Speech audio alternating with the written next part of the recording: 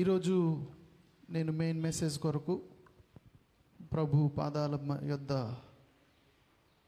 పడి ఎంతో గోజాడి పొందుకున్న అంశం నీ వాసస్థలం ఏది అనే అంశం పైన మాట్లాడాలని ప్రభులు వారు నాకు బయలుపరిచారు. నీ వాసస్థలం ఏది అంటే నీవు ఎక్కడ నివసిస్తున్నావు. ఇంకొక మాటలో చెప్పాలంటే where is your dwelling place. ఇంగ్లీష్లో చెప్పాలంటే where is your dwelling place. నీ వాసస్థలం ఏది. ఈ యొక్క వాక్యానికి నేను 3 సందర్భాలు తీసుకున్నాను. 3 సందర్భాలు చెప్పుకురావాలంటే నాకు తెలిసి ఒక్కొక్క సందర్భమే ఒక్కొక్క ప్రసంగం అవుతుంది. అంటే ఒక్కొక్క సందర్భమే 1 గంట పడుతుంది. కానీ ఈ 3 సందర్భాలని కూడా నేను మినిమైజ్ చేసి మన టైంలో ఈ ప్రసంగాన్ని ముగించడానికి ప్రయత్నం చేస్తాను. మీరందరూ కూడా నా యొక్క ప్రసంగాన్ని శ్రద్ధగా వినాలి. విన్న విషయాల్ని మీరు ఆచరించాలి, మీ జీవితంలోనికి అన్వయించుకోవాలి, వాక్యానుసారంగా జీవించడానికి ప్రయత్నం చేయాలి. అది దేవుని ఆశ, నా కోరిక. ఎందుకంటే నేను ఈ ప్రసంగాన్ని మీ మధ్యకి తీసుకురావడానికి ఇది మీరు జీవించకుండా ఉంటే దీనివల్ల ఏమీ ప్రయోజనం ఉండదండి. సరే, ఏది నీ వాసస్థలం అనే అంశంలో మొదటిగా ఆదికాండము 25:27 వచనం చదువుదాం. మొదటిగా ఆదికాండం 25:27 వచనం. ఆదికాండం 25:27 వచనం. ఆ చిన్నవారు ఎదిగినప్పుడు ఏశావు వేటాడుటయందు నేర్పరి అయి అరణ్యవాసిగా నుండెను. అరణ్యవాసిగా. చూసారా విన్నారా ఏ వాసిగా ఉన్నాడు? అరణ్యవాసిగా ఉండెను. అంటే యాసావు నివాస స్థలం ఏంటి? అది is use to dwell in the wilderness. Esau అరణ్యమును వాసముగా మార్చుకున్నాడు. Is it right for a man to have a dwelling place in the wilderness? ఒక మనిషి అరణ్యంలో నివాసం చేయడం యుక్తమేనా? మంచిదేనా?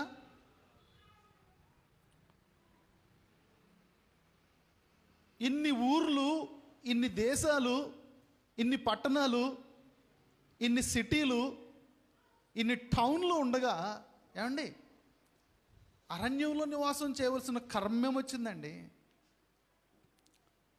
యాషావు అరణ్యంలో వాసం చేశాడు. కాబట్టి అరణ్యంలో వాసం చేసిన కారణాన్ని బట్టి అతడు ఆశీర్వాదాలకి దూరం అయిపోయాడు. అరణ్యవాసం అంటే ఏంటి? అరణ్యములో జీవించడంలో తప్పేముంది? అరణ్యంలో జీవించడం వల్ల వచ్చిన నష్టమేంటి అనే విషయాలు కొన్ని విషయాలు యాసావు జీవితంలో నుంచి మనం నేర్చుకుందాం. మనకి బైబిల్ అబ్రహాము జీవితాన్ని వివరించిన తర్వాత ఇస్సాకు జీవితాన్ని, అంటే అబ్రహాము కుమారుడైన ఇస్సాకు జీవితాన్ని వివరిస్తుంది. ఇస్సాకు జీవితం వివరించడం అయిన తర్వాత వారి పిల్లలైన యాకోబు, యాషావుల జీవితాన్ని వివరిస్తూ ఉంటుంది. అయితే ఈ క్రమంలో మనమేమనుకుంటామంటే మనం ఒక పాయింట్ మిస్ అవుతూ ఉంటాం ఈ బైబిల్ మనం చదువుతున్నప్పుడు. ఏంటి ఆ పాయింట్ అంటే, అబ్రహాముకి తన యొక్క మనవాళ్ళైన యాకోబుకి, యాషావుకి సంబంధం ఉందో లేదో అనే పాయింట్ అసలు మనం పట్టించుకోం. అది మిస్ అవుతాం మనం మొత్తానికి పూర్తిగా. అంటే మనము ఎక్కడి వరకు ఆలోచిస్తామంటే అబ్రహాము కుమారుడైన ఇస్సాకుకి అబ్రహాముకి సంబంధం ఉండి ఉంటుంది అనుకుంటాం. అక్కడి వరకు ఓకే. ఆ తర్వాత తన యొక్క మనవాళ్ళకి అబ్రహాముకి ఏమైనా సంబంధం ఉందా అనే అంతవరకు మన ఆలోచన వెళ్ళదు. ఒకవేళ వెళ్ళినా కూడా లేదేమో అనే ఆలోచన మనకు వస్తుంది. ఎందుకంటే వాళ్ళ లైఫ్ స్టోరీస్ దేనికి దానికి సెపరేట్గా వివరించబడ్డది. అబ్రహాము అయిపోయిన తర్వాత ఇస్సాకు వివరించబడ్డాడు. అయితే ఇప్పుడు లెక్కలు వచ్చిన వాళ్ళకి కొన్ని ప్రశ్నలు వేస్తాను, మీరు లెక్కలు కట్టి నాకు చెప్తా ఉండాలి. ఇవేమో చాలా కష్టమైన లెక్కలు ఏమి చెప్పను, కానీ చాలా ఈజీ లెక్కలు చెప్తా ఉంటా. లెక్కలు వచ్చిన వాళ్ళందరూ సిద్ధంగా ఉండండి, లెక్కల మాస్టర్లు. ఓకే, అబ్రహాము ఎన్ని సంవత్సరాలు ఈ భూమి మీద బ్రతికాడు అని అంటే 175 సంవత్సరాలు బ్రతికాడని బైబిలే సెలవిస్తుంది, నేను చెప్పే మాట కాదు. అబ్రహాము ఎన్ని సంవత్సరాలు బ్రతికాడు? 175 సంవత్సరాలు జీవించాడు. అది మనం ఎక్కడ చూడొచ్చు అంటే 25వ అధ్యాయంలోనే చూడండి ఒకసారి. 25వ అధ్యాయంలోనే 7వ వచనం చదవండి. 7వ వచనం. అబ్రహాము బ్రతికిన సంవత్సరములు 175. దేవునికి స్తోత్రం కలుగును గాక. ఎన్ని సంవత్సరాలు బ్రతికాడు అబ్రహాము? ఆ తర్వాత ఇంకా మళ్ళీ ఇంకోటి ఏదో ఉందేమో అని అనుకోకండి, 175. అంటే కొంతమందికి వారు బ్రతికిన సంవత్సరాలు ఇన్ని, మళ్ళీ తర్వాత ఇది చేశారని మళ్ళీ అది కూడా ఎక్స్ప్లెనేషన్ ఉంటుంది బైబిల్లో కొంతమంది గురించి. కానీ ఈయనకు మాత్రం అదేం లేదు. ఈయన మొత్తం టోటల్ 175 సంవత్సరాలు బ్రతికాడు. 175 సంవత్సరాలు బ్రతికినప్పుడు మనందరికీ తెలిసిన ఒక బండ లెక్క, అది కూడా బైబిల్లోనే ఉంది, మనం బైబిల్ రిఫరెన్స్ చూడక్కర్లేదు. అదేంటంటే 100వ సంవత్సరంలో ఇస్సాకు పుట్టాడు. ఎన్నో సంవత్సరంలో తెలుసు కదా, మనందరికీ తెలిసిన సత్యమే కదా ఇది. ఎన్నో సంవత్సరంలో పుట్టాడు ఇస్సాకు? 100వ సంవత్సరంలో పుట్టాడు. It is something great. అయితే ఇస్సాకుకి 40వ సంవత్సరంలో, ఇప్పుడు లెక్కల మాస్టర్ లైన్ రెడీగా ఉండాలి. ఇస్సాకుకి 40వ సంవత్సరంలో పెళ్ళయింది. అప్పటికి అబ్రహాంకి ఎన్ని సంవత్సరాలు వచ్చి ఉంటాయి? వెరీ గుడ్, కరెక్ట్ చెప్తున్నారు, 140. మీరు అందరూ లెక్కల్లో పాస్ అయిపోయారు. సరే, ఇప్పుడు ఇస్సాకుకి 60వ సంవత్సరంలో పిల్లలు పుట్టారు, కవల పిల్లలు. ఎన్నో సంవత్సరంలో? 60వ సంవత్సరంలో. ఇప్పుడు అబ్రహాంకి ఎన్ని సంవత్సరాలు అయి ఉంటాయి? 160 సంవత్సరాలు. ఇప్పుడు కవల పిల్లలు యాకోబు యాషావులు ఇద్దరు పుట్టారు కదా. ఈ కవల పిల్లలతో అబ్రహాము ఇంకా ఎన్ని సంవత్సరాలు గడుపుంటాడు? Very good, wonderful. ఇంకా 15 సంవత్సరాలు అబ్రహాము తన మనవళ్ళతో సంతోషించుంటాడు కదండి. ఇప్పుడు లెక్క కరెక్ట్గా వచ్చేసింది కదా. అంటే అబ్రహాముకి తన మనవళ్ళకి ఏమైనా టచ్ ఉందా అనే ఆలోచనలో నేను చెప్పే విషయం ఏంటంటే, అబ్రహాముకి తన మనవళ్ళకి 15 సంవత్సరాలు సంబంధం ఉంది. ఈ విషయాలన్నీ నేను ఎందుకు చెప్తున్నానంటే, అబ్రహాములో ఉన్న విశ్వాసం, అబ్రహాములో ఉన్న భక్తి, అబ్రహాములో ఉన్న పరిశుద్ధత, అబ్రహాములో ఉన్న శ్రేష్టమైన గుణలక్షణాలు ఎవరు అలవాటు చేసుకున్నారంటే, యాకోబు అలవాటు చేసుకున్నాడు కానీ యాషావు అలవాటు చేసుకోలేదు. మనం అందరము తాతలతో గడిపిన వాళ్ళమే. గడిపామా లేదండి? మనం అందరం తాతలతో కొంతకాలం గడుపుతాం. మా తాతయ్య గారు అయితే ఆయన తన భుజాల మీద ఎక్కించుకుని తిప్పేవాడు నన్ను. మా తాతయ్య గారు అంటే నాకు ఇష్టం ఇప్పటికీ కూడా. అలా అని మా తల్లిదండ్రులు అంటే ఇష్టం కాదా అనుకోకండి, వాళ్ళు కూడా చాలా ఇష్టం. అయితే వాళ్ళు మనల్ని మనవళ్ళగా, ఎందుకంటే మా ఇంట్లో మనవడుగా, పెద్ద మనవడుగా పుట్టినవాడిని నేనే. ఆ తర్వాత నా తర్వాత ఇంకా చాలామంది మనవాళ్ళు పుట్టారు, కానీ పెద్ద మనవాడిని మా తాతయ్య నన్ను చాలా పర్సనల్గా ప్రేమించేవాడు. ఆయన ఎక్కడికి వెళ్ళినా, ఆయన పెద్దవాడు కాబట్టి చాలా రకరకాల చోట్లకి ఆయన్ని ఇన్వైట్ చేస్తూ ఉండేవారు. పెళ్ళిళ్ళకని, పెళ్ళిళ్ళకి పెద్దగా, ఇంకా అన్ని ఫంక్షన్స్కి ఆయన్ని పెద్దగా పిలిచేవారు. ఆయన పెద్దగా అంటే నేను కూడా పెద్దనే, ఎందుకంటే ఆయన భుజాల మీద నన్ను తీసుకెళ్ళేవాడు అక్కడికి. అయితే అంతగా ప్రేమించేవాడు. ప్రేమించినప్పుడు వాళ్ళు కొన్ని శ్రేష్టమైన విషయాలు మనకు బోధిస్తూ ఉంటారు. మనం చిన్న వయసు నుంచే వాళ్ళు బోధిస్తూ ఉంటారు కదండి. మనందరికీ తెలిసిన ఒక విషయం అదేంటంటే, ఏమండి, ఒక అడ్వర్టైజ్మెంటో లేకపోతే ఒక ఏదో టీవీలో రేడియోలో వచ్చేది ఇది వరకు, ఏమిటి సంగతి, పాప ఏడ్చింది, వుడ్ వర్డ్స్ పట్టమని వాళ్ళ అమ్మతో చెప్పు అని. అలాగూ ఒకరికొకరు వృద్ధులయ్యే వరకు ఇదే డైలాగ్ చెప్తూ ఉంటారు. చిట్ట చివరికి బాగా వృద్ధురాలు, ఏమిటి సంగతి అని అడుగుతుంది కదండి. అంటే వాళ్ళు వృద్ధులుగా ఉన్నప్పుడు, అబ్రహాము వృద్ధుడిగా ఉన్నప్పుడు తన మనవళ్ళకి బోధించిన హితోపదేశం ఏంటంటే, నాయన వేటాడడం నేర్చుకున్నాడు. ఏం నేర్చుకున్నాడండి? చదవండి 25-27 మళ్ళీ ఒకసారి. ఆదికాండం 25-27. ఆ చిన్నవారు ఎదిగినప్పుడు ఏశావు వేటాడుటయందు నేర్పరయ్యాడంట. అరణ్యవాసిగా ఉండెను. వేటాడుట యందు నేర్పరిగా ఉన్నాడు కాబట్టి అతనికి అరణ్యమే సూటబుల్ కదండి. వేటాడాలంటే మనుషుల మధ్యలో ఉంటాయా జంతువులు? ఉంటాయండి. విద్య లేనివాడు ఎంత పశువు అంటారు కదండి. విద్య లేనివాడు ఏం పశువు అంట? వింత పశువు. ఒకవేళ ఆదామే కానీ ఈ టైంలో ఉండుంటే ఆ వింత పశువు అనే దాన్ని కూడా పేరు పెట్టేవాడు ఆయన. అర్థమైందండి? ఎందుకంటే పశువులన్నిటికీ పేరు ఎవరు పెట్టారు? ఆదాం పెట్టాడు. ఇదిగో ఇది పులి అని ఆదాం పెట్టాడు, ఇది కుక్క అని ఆదాం పెట్టాడు. అన్ని జంతువులకు పేరు పెట్టాడు కదా. ఇప్పుడు మనం ఒక వింత పశువుకు పేరు పెట్టలేకపోతున్నాం. అంటే చదువుకోలేని వాళ్ళని మనం ఏమనగలుగుతున్నాం? ఒక వింత పశువు అంటున్నాం అంతే. అంటే వింత పశువు అంటే అర్థం ఏంటంటే, విద్య లేనివాడు వింత పశువు అంటే, అమ్మా ఇప్పుడు చదువులేని వాళ్ళు ఎవరు ఫీల్ అవ్వకండి ఈ మాటలను బట్టి. ఇది ఒక లోక సామెత అంతే, దాని గురించి నేను చెప్తాను. వింత పశువు అంటే అర్థం ఏంటంటే, అతడు మనిషే కానీ ఒక విచిత్రమైన మనిషిలాగా వ్యవహరిస్తాడు. అందుకనే విద్య లేనివాడు వింత పశువు అని. అంటే అందరూ చదువుకోవాలి అన్నట్టుగా ఈ సామెత తీసుకొచ్చారు. అయితే ఒకవేళ ఆదామేగా నుండి ఆ వింత పశువు ఏంటో కూడా ఆయన తేల్చేవాడే. ఎందుకంటే ఆయనకి పశువులకి అన్నిటికీ పేర్లు పెట్టిన టాలెంట్ ఉంది, ఆ యొక్క నాలెడ్జ్ ఉంది కాబట్టి, ఆ క్రియేటివిటీ ఉంది కాబట్టి ఆయన వింత పశువు అనేవాడు కాదు. సరే, అయితే ఇప్పుడు మనం అర్థం చేసుకోవాల్సిన విషయం ఏంటంటే, ఈయన అరణ్యంలో ఉండడం వాస్తవం. ఎందుకంటే ఆయనకి వేటాడడం బాగా తెలుసు. ఇంకో విచిత్రమైన విషయం చెప్పనా, ఇప్పుడు లోకంలో ఉండి అంటే మనుషుల మధ్యలో ఉండి కూడా వేటాడుతున్నారు కొంతమంది. అవునా కదా? ఎవరిని వేటాడుతున్నారు? మనుషుల్నే వేటాడుతున్నారు. మనుషుల మధ్యలో ఉండి మనుషుల్ని వేటాడుతున్నారు. ఈయన అరణ్యంలో నివాసం చేసి పశువుల్ని వేటాడుతూ బ్రతికాడు.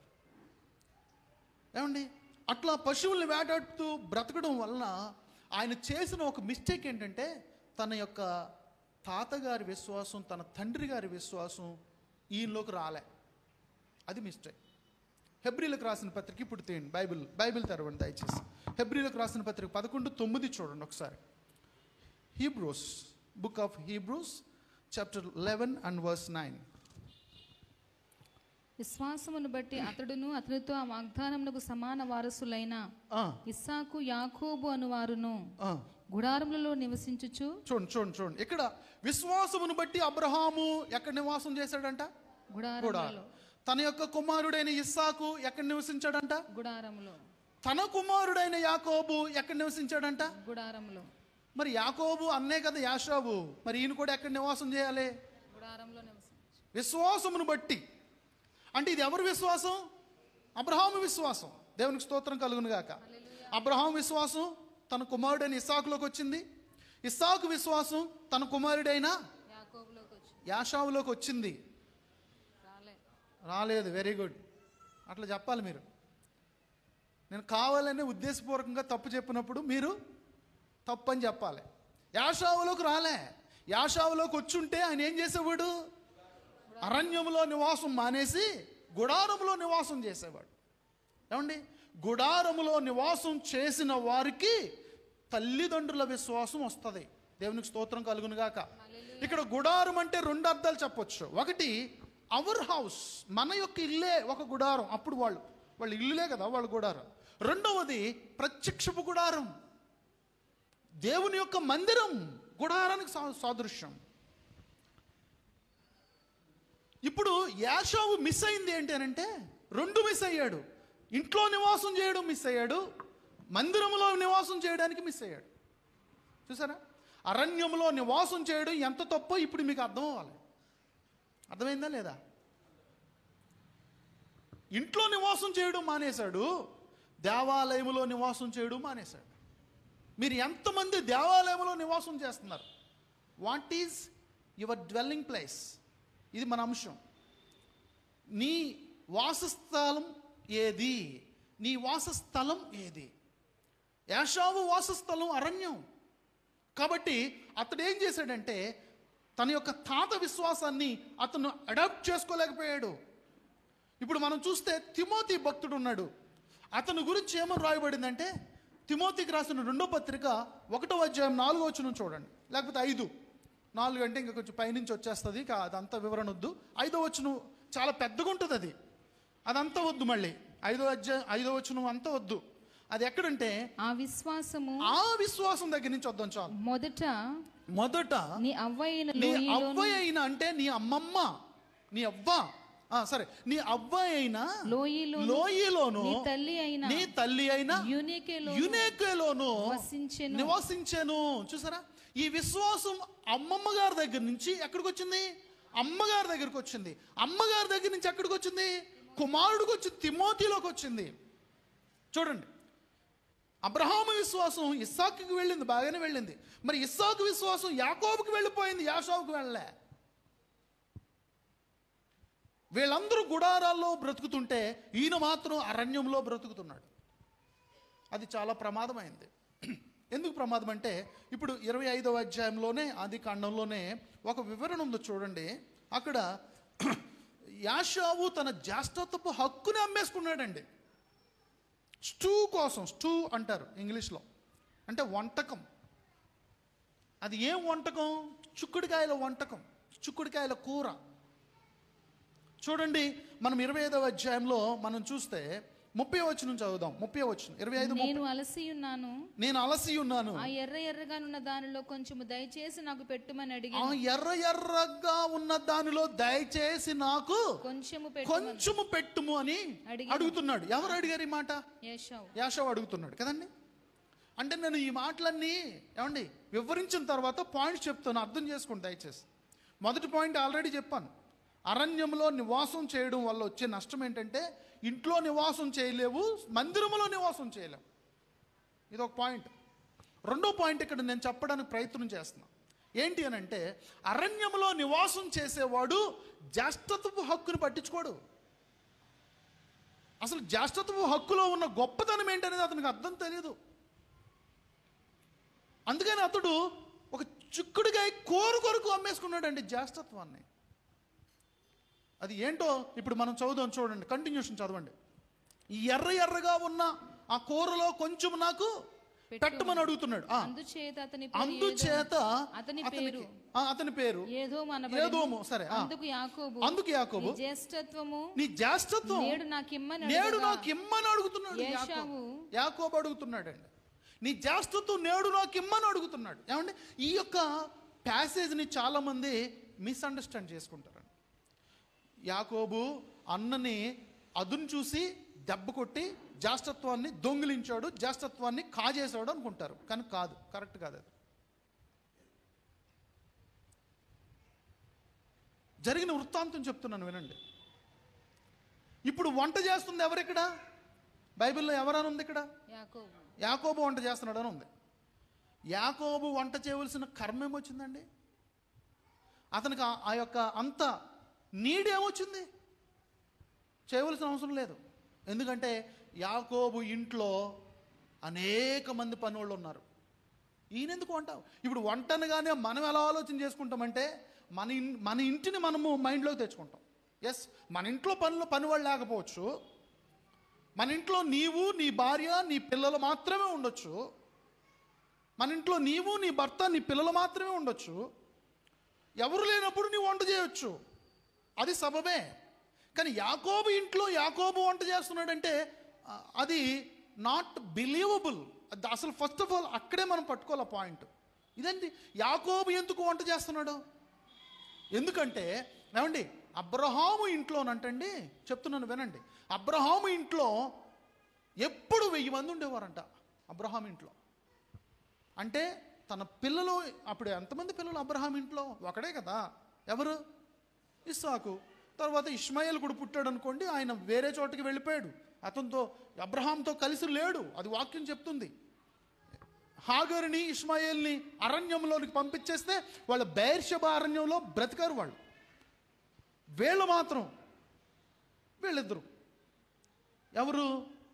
సారా, అబ్రహాము, వారి కుమారుడైన ఇస్సాకు, వీళ్ళు మాత్రమే, ముగ్గురే. వీళ్ళ ముగ్గురు కాకుండా 1000 మంది, అంటే వీళ్ళ మొత్తం 1000 మంది ఉండేవారంటండి వాళ్ళ ఇంట్లో. 1000 మంది ఎందుకు? 1000 మంది పనివారు ఉండేవారంట అబ్రహాం ఇంట్లో. 1000 మంది పనివాళ్ళు ఉంటే ఏమండి, గారాబా మనవడు వంట చేయడానికి వీలవుతుందా? మనవడు ఇప్పుడు ఎవరు? యాకోబు. ఎంతో గారాబంగా పెంచుకునే మనవడు వంట చేసే అవసరమే వస్తుందండి 1000 మంది పనులు ఉన్నప్పుడు.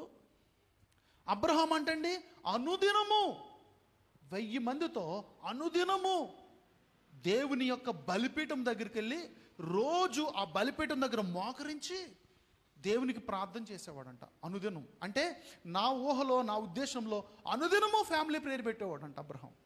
అనుదినం ఫ్యామిలీ ప్రేయర్ పెట్టేవాడంట. మీరు ఎవరైనా విన్నారా ఈ పేరు? జేమ్స్ గిబ్సన్ ప్యాటన్ అనే ఒక మిషనరీ ఉన్నాడండి. ఆయన పేరు జేమ్స్ గిబ్సన్ ప్యాటన్. దాన్ని షార్ట్ ఫామ్లో ఏమంటారంటే జాన్ గిబ్సన్ ప్యాటన్. వాళ్ళ తండ్రి పేరు జేమ్స్ ప్యాటన్. నేను ఆయన పేరు దీంట్లో కలిపాను, సారీ. ఆయన అసలు పేరు జాన్ గిబ్సన్ ప్యాటన్. ఈ జాన్ గిబ్సన్ ప్యాటన్ వాళ్ళ తండ్రి జేమ్స్ ప్యాటన్. ఈ జేమ్స్ ప్యాటన్ అంటండి రోజుకి 2 సార్లు ఫ్యామిలీ ప్రేయర్ పెట్టేవాడంట, ఉదయం సాయంత్రం. రోజుకి ఈ 2 సార్లు ఫ్యామిలీ ప్రేయర్ కాకుండా 3 సార్లు వ్యక్తిగతంగా ప్రార్థన చేసుకునేవాడంట. వ్యక్తిగతంగా 3 సార్లు ప్రార్థన చేసుకుంటే వాళ్ళకి 3 గదులు ఉన్నాయంట. ఆ 3 గదుల్లో మేబీ నాకు తెలిసి ఒకటి వంటగది అయి ఉంటుంది, ఒకటేమో బెడ్రూమ్ అయి ఉంటుంది, ఒకటి హాల్ అయి ఉంటుంది. ఈ 3 మధ్యలో ఉన్న రూములోకి ఆయన వెళ్ళి తలుపు మూసాడంటే ఇల్లంతా నిశ్శబ్దం అయిపోయేదంటారు. అంటే ఆ రూమ్లో ఆయన ప్రార్థన చేసుకోవడానికి వెళ్ళాడని అర్థం అంట. ఆ టైంలో తలుపు మూసాడంటే అందరూ నిశ్శబ్దంగా ఉండేవారంట. ఆ విశ్వాసం జాన్ ప్యాటన్లోకి వచ్చింది. జేమ్స్ ప్యాటన్ యొక్క విశ్వాసం జాన్ ప్యాటన్లోకి వచ్చింది. ఈయన ఎలా తయారయ్యాడో తెలుసండి? ఆస్ట్రేలియా ప్రాంతంలో ఉన్న ఏమండి న్యూ హైబ్రిడీస్ ద్వీపాల దగ్గరికి వెళ్ళి అక్కడ నరమాంస భక్షకులు ఉంటే ఆ నరమాంస భక్షకులకి సువార్తను ప్రకటించడానికి వెళ్ళాడు జాన్ గిబ్సన్ ప్యాటన్. అదిగో ఆ ఫోటో మళ్ళీ ఒకసారి పెట్టండి నన్ను. జాన్ గిబ్సన్ ప్యాటన్ ఈయనే.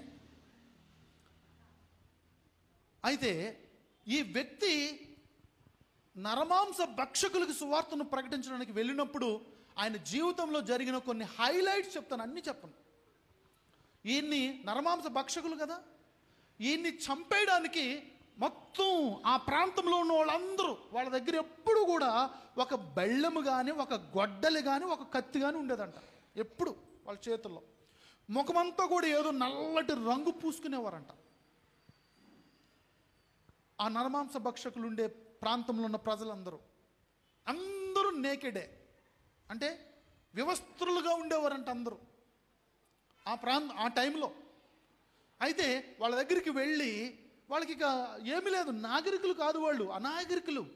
వాళ్ళ దగ్గరికి వెళ్ళి సువార్తను ప్రకటిస్తూ ఉంటే ఏమండి అతన్ని చంపడానికి వచ్చేసారంట గుంపుగా, ఊరంతా గుంపుగా వచ్చేస్తే ఆయన దేవుని కృప ద్వారా ఒక చెట్టు ఎక్కి వాళ్ళకి ఎవ్వరికీ కనబడకుండా ఆ చెట్టు ఆకుల మధ్యలో, చెట్టు ఆకులు అతను రక్షణగా మార్చుకుని ఆకుల మధ్యలో ఉండి వాళ్ళందరూ వెళ్ళిపోయే వరకు అక్కడ దాక్కుని ఆ రాత్రంతా చెట్టు కొమ్మ మీద గడిపాడంట. ఎందుకంటే సువార్తను ప్రకటించాలి, అనేక మందిని మార్చాలి అని. ఇంకొక హైలైట్ ఏంటంటే ఒకసారి ఈయన ఏ ఇంట్లో అయితే ఉంటున్నాడో ఆ ఇంట్లో ఉన్నప్పుడు అందరూ వచ్చి ఆ ఇంటిని తగలబెట్టేశారంట, నిప్పి పెట్టేశారంట. నిప్పి పెట్టేస్తే అప్పటికప్పుడు అద్భుత రీతిగా ఒక తుఫాన్ వచ్చి ఆ ఇంటిని దేవుడు ఆర్పేశాడంట. దేవునికి స్తోత్రం కలుగును గాక. అంటే ఆ నిప్పుని దేవుడు ఆర్పేశాడంటండి కాలకుండా. అది జరిగినప్పటి నుంచి ఈ నరమాంస భక్షకులకి ఇతని మీద కొంచెం భయం పుట్టిందంట. వీళ్ళ దేవుడు గొప్ప దేవుడిలాగా ఉన్నాడు, ఇంట్లో ఉన్న వ్యక్తిని చావకుండా కాపాడాడు దేవుడు అని చెప్పి ఈయనకి భయపడడం మొదలు పెట్టారంట. ఒకసారి వర్షాలు పడకుండా కరువు తాండవిస్తున్న టైంలో ఈయన ఏం చేశాడంట, నీళ్లు లేవు, వాళ్ళకి త్రాగడానికి నీళ్లు లేవు. నీళ్లు లేనప్పుడు ఈ జాన్ గిబ్సన్ ప్యాటన్ ఏం చేశాడంటే నుయ్యి తాగడానికి ప్రయత్నం చేస్తున్నాడంట. నుయ్యి తాగడానికి ప్రయత్నం చేస్తుంటే, మనం బావి అంటాం కదా, త్రవ్వడానికి ప్రయత్నం చేస్తుంటే వాళ్ళందరూ విచిత్రంగా చూసారంట. ఇదేంటిది, ఎందుకు తాగుతున్నావు అని అంటే నీళ్లు కోసం అన్నాడంట. నీళ్లు భూమిలో నుంచి వస్తాయేంటి, పైనుంచి వస్తాయి, వర్షంలాగా వస్తాయి. కానీ వాళ్ళకి తెలియదంట అప్పటి వరకు, భూమిలో నుంచి నీళ్లు బావిలో నుంచి వస్తాయనే విషయం వాళ్ళకి తెలియదంట. ఈయన అట్లా వాళ్ళు విచిత్రంగా చూసి ఈయనకి ఏమీ హెల్ప్ చేయకుండా ఉన్నప్పుడు ఈయననే పాపం ఒంటరిగా తవ్వాడంటండి. నీ తవ్వినప్పుడు ఒక సమృద్ధి జలపడిందంట. సమృద్ధి జలపడితే వాళ్ళు ఆశ్చర్యపడి, వీళ్ళ దేవుడు చాలా గొప్ప దేవుడు, అసలు ఇప్పుడు వరకు పైనుంచి నీళ్ళు వస్తున్నాయి కానీ ఇప్పుడు భూమిలో నుంచి కూడా నీళ్ళు ఇచ్చాడని అప్పుడు దేవుడు నమ్ముకున్నారంట వాళ్ళు నరమాంస భక్షకులు. ఆ రీతిగా ఈ జాన్ గిబ్సన్ ప్యాటన్ అనే వ్యక్తి యేసు ప్రభు వారిని వాళ్ళకి పరిచయం చేశాడు. ఇదంతా నేను ఎందుకు చెప్పానంటే, ఫ్యామిలీ ప్రేయర్ కలిగిన కుటుంబంలో నుంచి ఇలాంటి భక్తిపరులైన బిడ్డలు లేస్తారు. దేవునికి స్తోత్రం కలుగును గాక. హల్లెలూయా.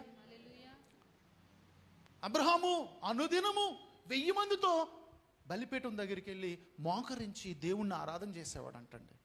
దేవునికి మహిమ కలుగును గాక. ఆ విశ్వాసం ఈయనలోకి రాలే.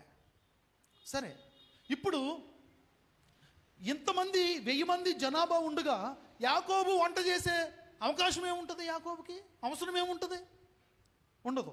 కానీ ఎందుకు వంట, మరి అలాంటప్పుడు బైబిల్లో ఉన్న విషయాన్ని మీరు చెప్పరేంటండి అని మీరు అనొచ్చు. ఎస్, చెప్తాను.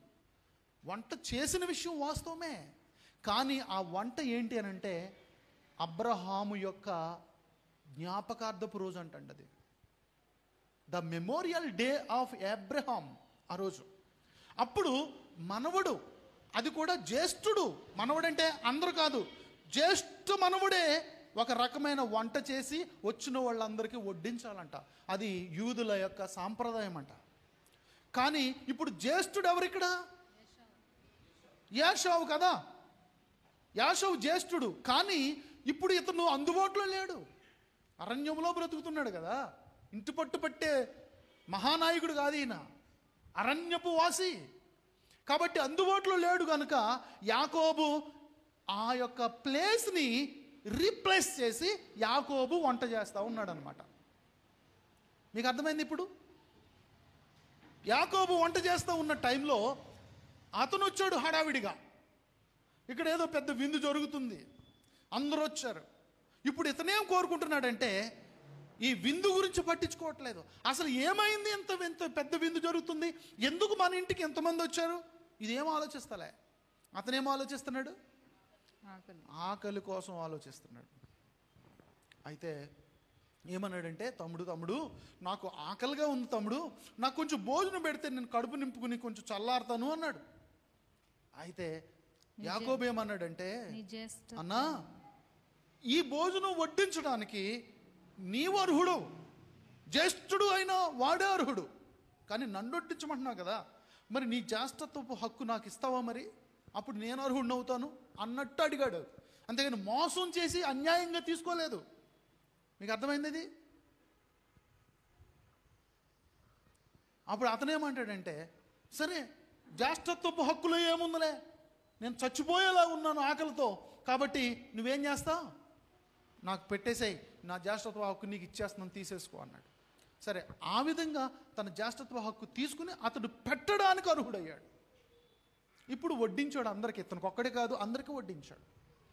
కానీ ఆ జ్యేష్ఠత్వ హక్కులో ఎంత లాభం ఉందో అతనికి తెలియదు. ఏమండి, మనకి క్రొత్త నిబంధన ప్రకారం జ్యేష్ఠత్వపు హక్కులో ఉన్న ఆశీర్వాదాలు ఏంటో తెలుసా? హోలీనెస్. జ్యేష్ఠత్వపు హక్కులో ఉన్న ఆశీర్వాదాలు క్రొత్త నిబంధన ప్రకారం ఏంటంటే హోలీనెస్.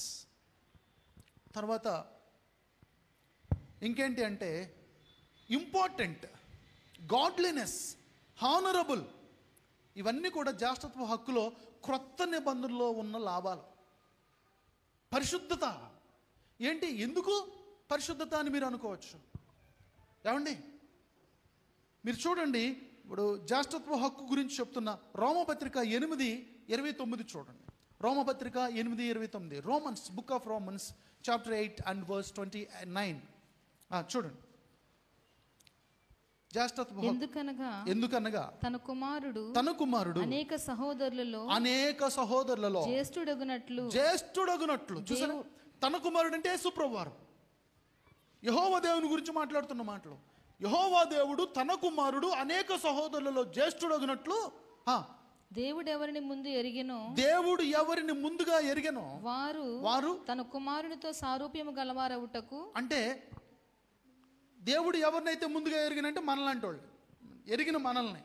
ఇప్పుడు మనము ఎవరితో స్వారూప్యం అవ్వాలనుకుంటున్నాడు? యేసు ప్రభు వారితో సమస్వారూప్యం కావాలని కోరుకుంటున్నాడు ఆయన.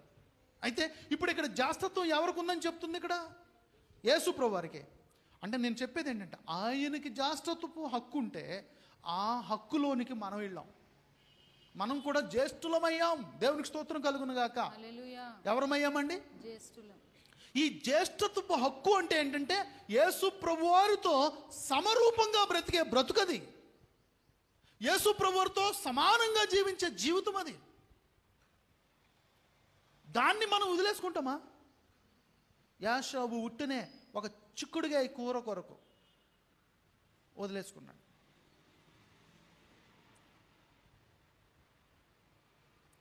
దానిలో ఉన్న విలువేంటో అతనికి తెలియలేదు.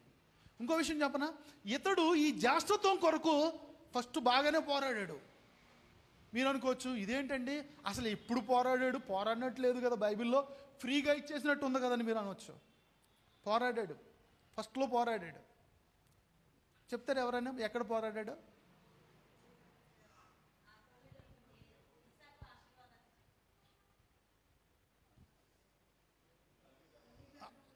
Very good, correct. తల్లి గర్భంలో పోరాడాడు. చూడండి, ఈ యొక్క వచనం మీకు చూపిస్తాను. అంటే అతను ఎక్కడ పోరాడాడు జ్యేష్ఠత్వం గురించి అనేది ఆదికాండం 25:25లో చూడండి. 25:25. మొదటివాడు ఎర్రనివాడుగా బయటికి వచ్చాను. మొదటివాడు ఎర్రనివాడుగా బయటికి వచ్చాడు. అతని ఒళ్ళంతయు రోమాలు. మనకు తెలుసు కదా, యాషావు ఒళ్ళంతా రోమాలని ఉండెను గనుక అతనికి ఏమని పేరు పెట్టారు? ఇప్పుడు ఆయన తల్లి గర్భంలో నుంచి ఎప్పుడు వచ్చాడండి? మొదట వచ్చాడు. సరే, దీంట్లో పోరాడాడని ఏముంది? తరువాత పోరాడినట్టు ఏముంది అని మీరు అనుకోవచ్చు. 22 చదవండి ఇప్పుడు. 25:22. ఆమె గర్భములో శిశువులు ఒకరితో ఒకడు ఏమవుతున్నారు? పెనుగులాడుతున్నారు. కడుపులో ఉన్నప్పుడే వారు పోట్లాడుతున్నారు. ఎందుకు పోట్లాట తెలుసా? నేను ముందు వెళ్ళాలని. అంటే నేను జ్యేష్ఠుడిగా పుట్టాలని యాషావు పోరాడాడు. యాకోబు కూడా పోరాడాడు, నేను కూడా జ్యేష్ఠుడిగా పుట్టాలి అని. కానీ ఆ పోరాటంలో ఎవరు గెలిచారు? యాషావు గెలిచాడు. అవును, కొంతమంది చిన్నప్పుడు బాగానే భక్తిగా ఉంటారండి. చిన్నపిల్లలుగా ఉన్నప్పుడు, తల్లి కడుపులో ఉన్నప్పుడు, పుట్టిన తర్వాత కొత్తలో చిన్నపిల్లలుగా ఉన్నప్పుడు చర్చికి బాగా వస్తారు, సండే స్కూల్కి వస్తారు, అన్నీ బాగుంటాయి. యవ్వన వయసు వచ్చేటప్పటికే వస్తుంది పోయే కాలం. ఏ వయసు వచ్చేటప్పటికి? యవ్వన వయసు వచ్చేటప్పటికి అన్నీ మర్చిపోతారు. భక్తి అంతా మర్చిపోతారు, ప్రార్థన మర్చిపోతారు, వాక్యం చదవడం మర్చిపోతారు. ఏమండి, యాషావులాగా. ఏమండి, నేను ఎందుకు ఇలా మాట్లాడుతున్నానంటే, యాషావు జ్యేష్ఠత్వం కోసం పోరాడినవాడు, కానీ అస్సలు ఆశీర్వాదాలు పొందుకునే వయసు వచ్చేటప్పటికి వదిలేశాడు. చూడండి, అలాగూ మనం బ్రతకూడదు, యాషావులాగా మనం జీవించకూడదు. అతడు చూడండి ఎంత పొరపాటు చేశాడంటే, తన యొక్క తాతగారి యొక్క జ్ఞాపకార్థపు రోజును కూడా జ్ఞాపకం చేసుకోలేకపోయాడు అతను. ఆ జ్ఞాపకార్థపు రోజున జ్యేష్ఠుడు మనవడు భోజనం వండాలంటే అతను అక్కడ లేడు. సరే తమ్ముడు వండుతున్నాడు, వండినప్పుడైనా సరే తమ్ముడు నువ్వు బాగానే నా ప్లేస్ని రిప్లేస్ చేసావు, నా ప్లేస్లో నువ్వు నన్ను భర్తీ చేసావు, నేను వచ్చాను కాబట్టి నేను వడ్డిస్తానంటే బాగుండిపోయేది, వడ్డించేస్తే సరిపోయేది. అతని జ్యేష్ఠత్వం అతనితోనే ఉండేది. కానీ అతడు ఆ పని చేయకపోవడం వల్ల ఆ జ్యేష్ఠత్వాన్ని కోల్పోయాడు. చూడండి, అరణ్యంలో నివాసం చేయడం అనేది మంచిది కాదు. అరణ్యంలో నివాసం చేస్తే భక్తి అబ్బదో. నువ్వు ఇంట్లో ఉండలేవు, భక్తిగా బ్రతకలేవు, ప్రార్థన చేసుకోలేవు. అరణ్యవాసం మంచిది కాదు. యాషావు చెడిపోయాడు, పాడైపోయాడు. జ్యేష్ఠత్వం హక్కు గురించి, జ్యేష్ఠత్వం గురించి నీకు ఈ విషయాలు తెలియదు, అర్థం కాదు. తాత ఎన్ని చెప్పినా నీకు అర్థం కాలేదు. తాత నీతో మాట్లాడాడు కదా, అబ్రహాం నీతో సహవాసం చేశాడు కదా, అవి నీకు తెలియలేదు. తండ్రి నీకు బోధించిన హితోపదేశం నీకు అబ్బలేదు, అరణ్యవాసంగా ఉన్నావు కనుక. తర్వాత అరణ్యవాసి యాషావు. మరొక వ్యక్తి ఉన్నాడు. మార్కు సువార్త 5:3 చూడండి. మార్కు సువార్త 5:3 మరొక వ్యక్తి. నేను ఇంకా 2 పాయింట్స్ ఉన్నాయి కదా, నేను వాటిని ఇంకా మినిమైజ్ చేయడానికి ప్రయత్నం చేస్తాను, మిమ్మల్ని టైంకే విడిచిపెట్టడానికి ప్రయత్నం చేస్తాను. మార్కు 5:3 వాడు సమాధులలో వాసం చేసి వీడు ఇంకా విచిత్రమైనడు. ఎక్కడ వాసం పెట్టాడు వీడు? ఏకంగా సమాధులలో. అతనికంటే ఇతను ఇంకా దారుణం. అతను ఎక్కడ వాసం చేశాడు? యాషావు అరణ్యంలో వాసం చేశాడు. యాషావు గురించి ఇంకో విషయం మెన్షన్ చేద్దాం అనుకున్నాను కానీ టైం చాలా తక్కువగా ఉంది. అదేంటంటే యాషాబు ఎవరి మాదిరి తీసుకున్నాడు తెలుసా? నిమ్రోదు మాదిరి తీసుకున్నాడు.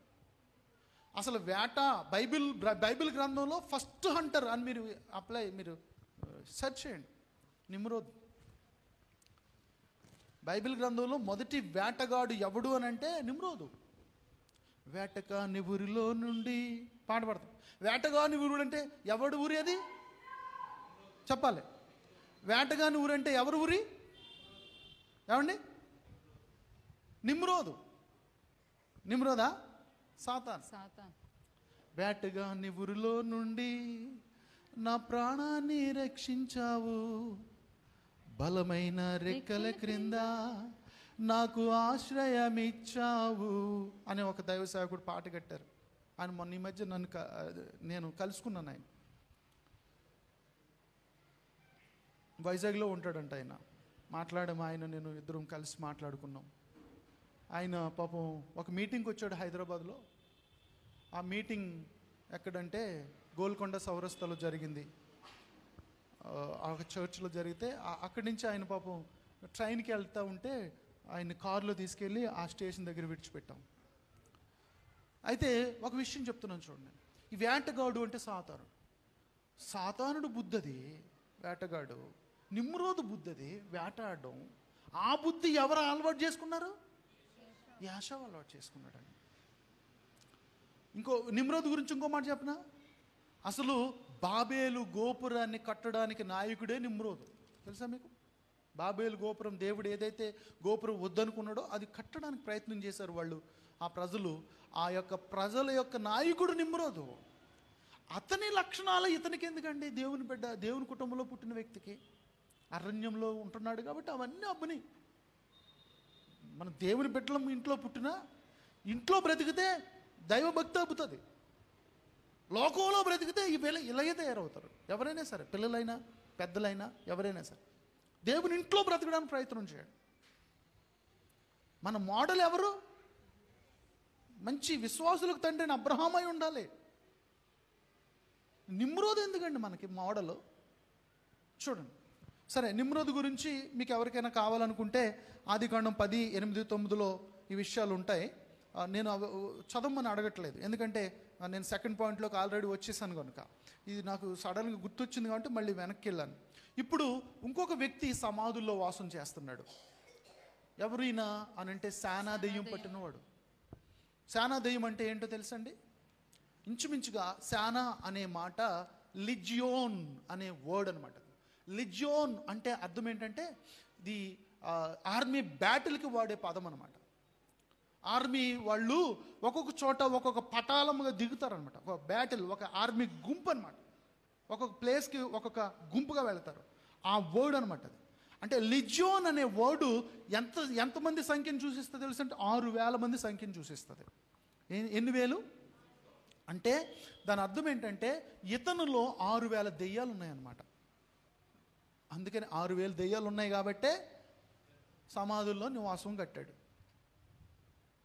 అర్థమైందండి? మీరు అనుకోవచ్చు దీనికోసం ఎలా చెప్తారు పాస్టర్ గారు?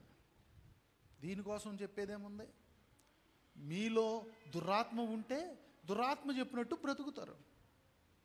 ఇతను ఎంత ఇప్పుడు మనం అట్లా 5వ అధ్యాయం 3, 4, 5 వచనాలు మనం చదువుకుంటూ వెళ్తే అక్కడ ఆయన యొక్క వివరణ ఎలా ఉంటుందంటే అతడు తనకు తానే గాయపరుచుకుంటున్నాడంట రాళ్లతో.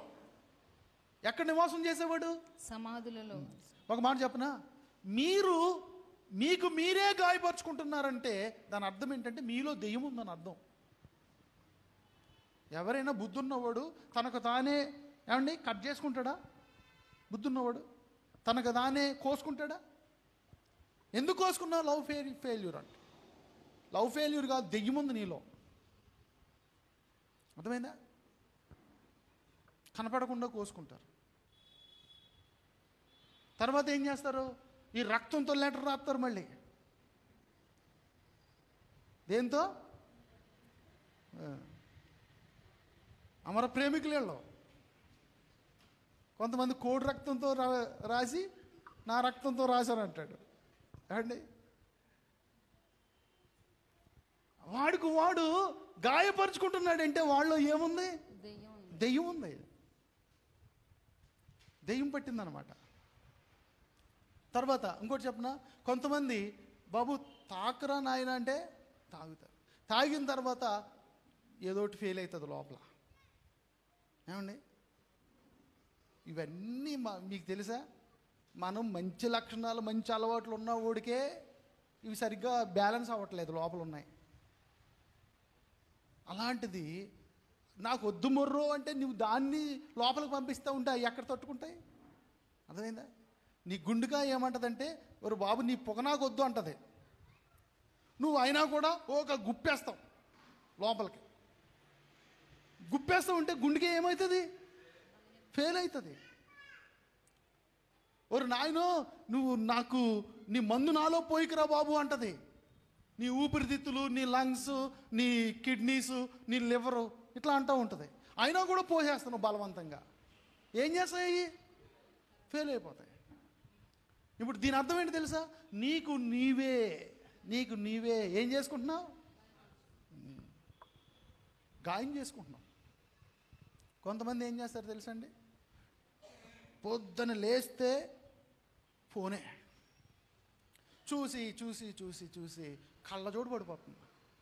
కళ్ళజోడు పడే వరకు ఒకడంట ఫోన్ మాట్లాడితే మన మానవ బాడీలో అన్నిటికంటే చిన్న వెముక ఎక్కడుంటో తెలుసండి? చెవుకుంటుంది. వెముకలు ఇంచుమించుగా 300 వరకు వెముకలు ఉంటాయి. మనకి 300 వరకు ఉంటాయి ప్రతి మానవుడికి. ఈ 300 వెముకల్లో బాగా చిన్న వెముక ఎక్కడ ఉంటుంది? చెవుకు. వీడు ఫోను మాట్లాడి చెవు వెముక అరిగిపోయిందంటండి. అంతలా మాట్లాడాడంట. హాస్పిటల్కి వెళ్తే ఓ నాయనో నీ చెవికి వెముక అరిగిపోయిందిరా బాబు అని చెప్పి ఆపరేషన్ చేశారంట. ఆపరేషన్ చేస్తే ఊరుకోలే. ఈ చెవితో మాట్లాడుతూ మొదలుపెట్టాడంట. ఈ చెవి వెముక కూడా అరిగిపోయిందంట. అరిగిపోతే మళ్ళీ హాస్పిటల్కి వెళ్ళాడంట. మళ్ళీ హాస్పిటల్కి వెళ్తే మళ్ళీ చెవికి ఆపరేషన్ చేశాడంట.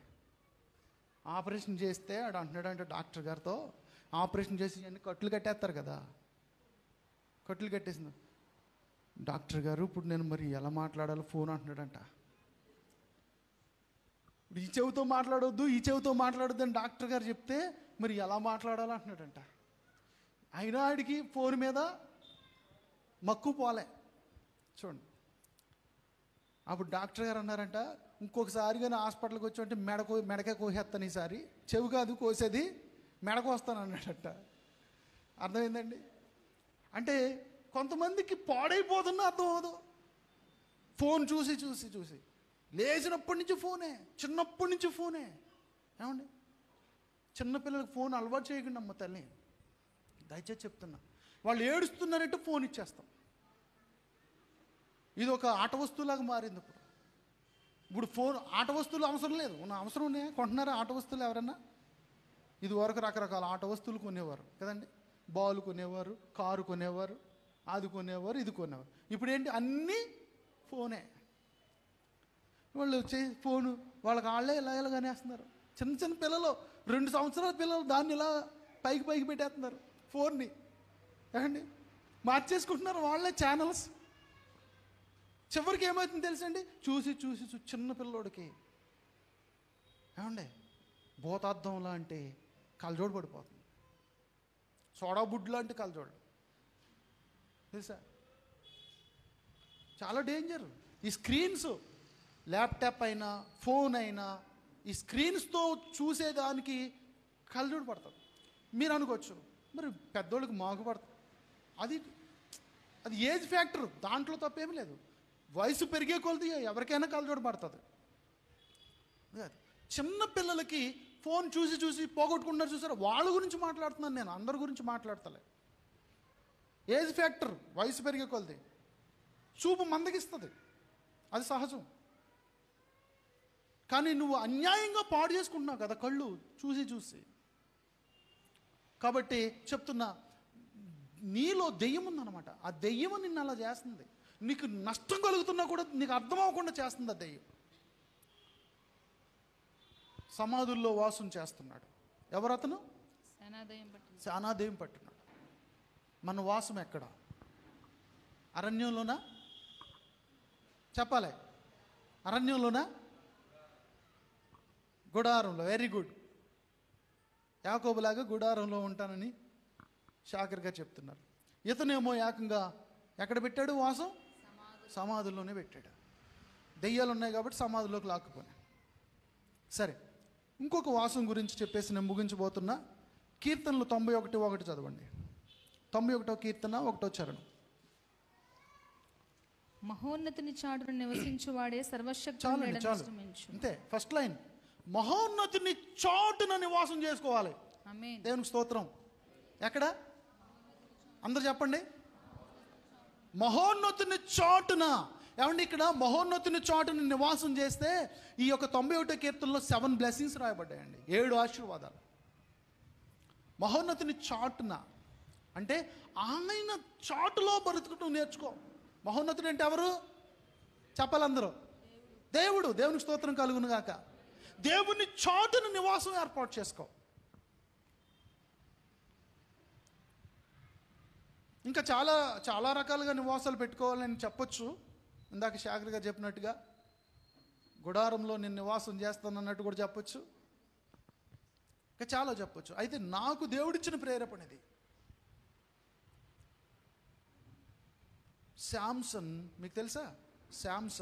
సంసోను మనకు తెలుసు కదా, న్యాయాధిపతుల గ్రంథంలో ఒక judge, one of the judges. ఈ యొక్క జడ్జ్ శాంసన్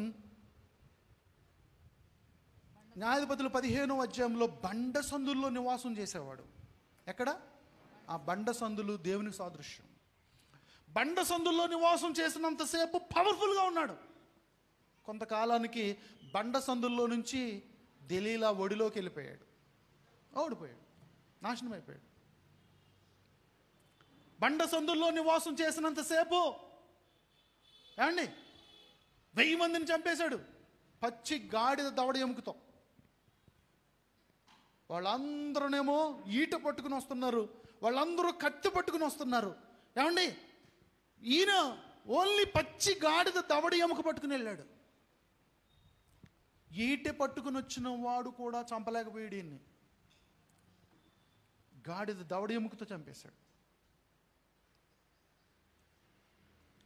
అది ఎప్పుడు అనంటే బండ సందుల్లో నివాసం చేసిన. ఈ బండ సందులు అనే మాట నేను ఎందుకు వాడుతున్నానో తెలుసా? యేసు ప్రభు వారిని టిపికల్గా చెప్పాలంటే క్లెఫ్ట్ అని చెప్పొచ్చు, క్లెఫ్టింగ్ రాక్ అని చెప్పొచ్చు టిపికల్గా. అంటే అలిగోరికల్గా అని కూడా అనొచ్చు. యేసు ప్రభు అని అంటే నేను చాలాసార్లు ఈ పాట నాకు చాలా ఇష్టం, ఇది నేను అప్పుడప్పుడు పాడుకుంటూ ఉంటాను, ఇంగ్లీష్ పాట. Rock of ages cleft for me, let me hide myself in the, let the water and the blood. Rock of ages అంటే ఈ యుగ సంబంధమైన బండ నా కొరకు పగులు కొట్టబడింది. క్లెఫ్ ఫర్ మీ అంటే నా కొరకు పగులు కొట్టబడింది. ఈ శాంసన్ ఆ యొక్క బండ సందుల్లో నివాసం చేసినంతసేపు దేవునితో సహవాసం చేసిన వాడుగా పరిగణించబడ్డాడు. అనేకమైన ఆశీర్వాదాలు పొందుకున్నాడు. ఏ ఆశీర్వాదానికి అతనికి డోకా లేకుండా బ్రతికాడు. ఎప్పుడైతే దెలీలా ఒడిలోకి వెళ్ళాడో అతని జుట్టు గొరికేశారు, కళ్ళు పీకేశారు, అతన్ని ఒక గానుగ తిప్పే పశువులాగా వాడుకున్నారు. దాగోను దేవాలయములో హతం చేయడానికి తీసుకెళ్లారు. ఎందుకనంటే అతడు నివాస స్థలం మార్చాడు. మనం ఎక్కడ నివాసం చేయాలనంటే మహోన్నతిని చాటున. అంటే దాని అర్థం ఏంటంటే హీ విల్ బి సెక్యూర్.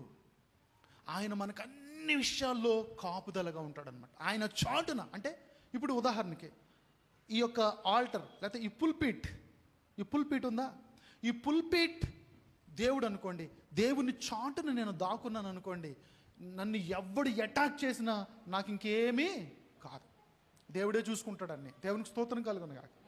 అందుకనే 91వ కీర్తన మీరు చదివితే అక్కడ చాలా బ్లెస్సింగ్స్ ఉంటాయి. ఈ బ్లెస్సింగ్స్ అన్నిటిని కూడా 7 కేటగిరీస్లోకి మనం పెట్టచ్చు. 7 కేటగిరీస్, 7 విభాగాల్లోకి పెట్టచ్చు. నువ్వు మహోన్నతుని చాటు నుండి రక్షించబడతావా, కాపుదలలో ఉంటావా, భద్రపరచబడతావా, దీవించబడతావా, ఆశీర్వదించబడతావా, దీర్ఘాయుష్ పొందుకుంటావా, అవన్నీ ఉంటాయి దాంట్లో. నేను 7 కూడా టగటగా చెప్తాను. ఐ విల్ సెక్యూర్ హిమ్ అంటే ఎవరైతే ఆయన చాటు నివాసం చేస్తారో వాళ్ళని దేవుడు ఏమంటున్నాడంటే I will secure him. Secure అంటే ఏంటంటే డెలివరెన్స్ అంటే విడుదల చేస్తాను, వారిని నేను విడిపిస్తా. I will protect him. Protect అంటే ఏంటంటే set him a high place, ఉన్నతమైన స్థితిలో నిలబెడతాను. ఐ విల్ ఆన్సర్ హిమ్, ఆయనకి నేను ఉత్తరం ఇస్తా. ఆయన ఏదైతే ప్రార్థన చేస్తాడు, నా చాటు నివాసం చేస్తున్నాడు కాబట్టి అతడు ప్రార్థన చేసిన దానికి నేను జవాబిస్తా. I will answer him. తర్వాత I will be with him in his troubles. ఆయన కష్టాలు వచ్చినప్పుడు ఆయన కష్టాల్లో ఆయనతో పాటు నేను కూడా ఉండి ఆ కష్టాల నుంచి అతను బయటకు వేస్తా. తర్వాత ఐదవది ఐ విల్ హానర్ హిమ్. నేను అతన్ని గణపరుస్తాను అంటే అందరి మధ్యలో అతన్ని నేను హెచ్చిస్తా, అందరి మధ్యలో అతన్ని నేను ఉన్నతమైన స్థితిలో నిలవబెడతా. ఎందుకు? అతడు నా చాటులో నివాసం చేయడానికి వచ్చాడు, మహోన్నతిని చాటును నివసించువాడే అనే మాట. తర్వాత with long life I will satisfy him.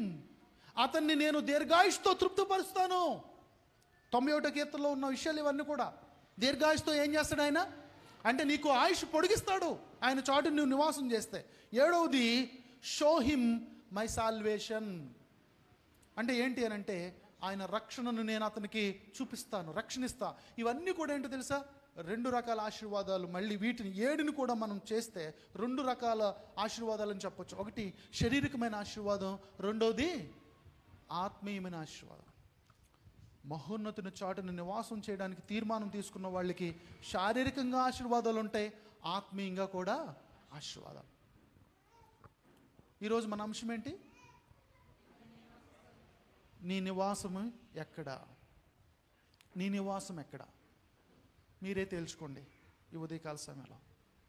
మీ నివాసం ఎక్కడ? మహోన్నతుని చాటుని నివాసం చేస్తే శారీరకమైన ఆశీర్వాదాలకి అర్హులవుతారు, ఆత్మ సంబంధమైన ఆశీర్వాదాలకి అర్హులవుతారు. ఈ కొద్ది మాటలు దేవుడు మనందరి కొరకు దీవించి ఆశీర్వదించును గాక.